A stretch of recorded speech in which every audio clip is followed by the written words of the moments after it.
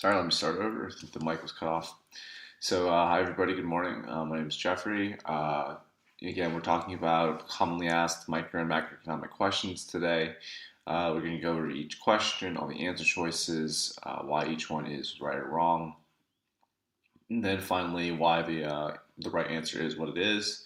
And then we're going to go over a previous tutor's answers just to make sure that they got it right as well, and then amend that answer however it needs to be amended. With that being said, we're going to start with the first question. So the first question says, economists use the gross national product, or GNP, to measure blank. One is the output of a nation's citizens regardless of where they are. Two is economic output within a nation regardless of ownership. Three is the output of foreign-owned businesses within a nation. And four is any business activity taking place outside of a country. And so this is really just a definition-based question, not really much going on here calculation-wise. We have to be familiar with the term GNP, and this is most often confused or tested alongside the definition for GDP, gross domestic product.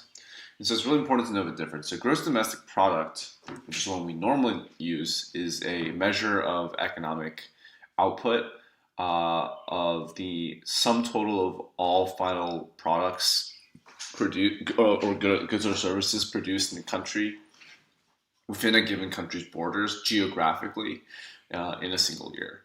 And that's contrasted with the GNP, which is what we're dealing with in this question, which is the sum total of the gross of the final goods and services produced by the citizens citizens of a nation, regardless of borders, right? So you might have a nation's citizens that who are living abroad, working at foreign companies, and not necessarily foreign companies, but working outside of the United States.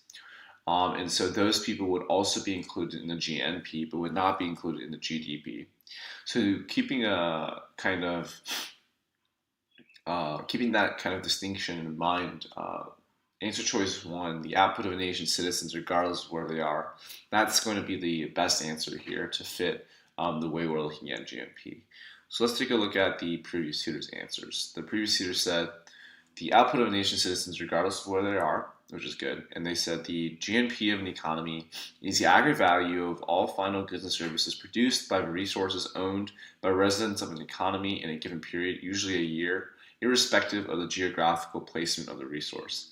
It is a sum of private final consumption expenditures, government expenditures, investment expenditures, net exports, and the difference between the income earned by residents from foreign investments and the income earned by foreign nationals from their investments in the domestic economy.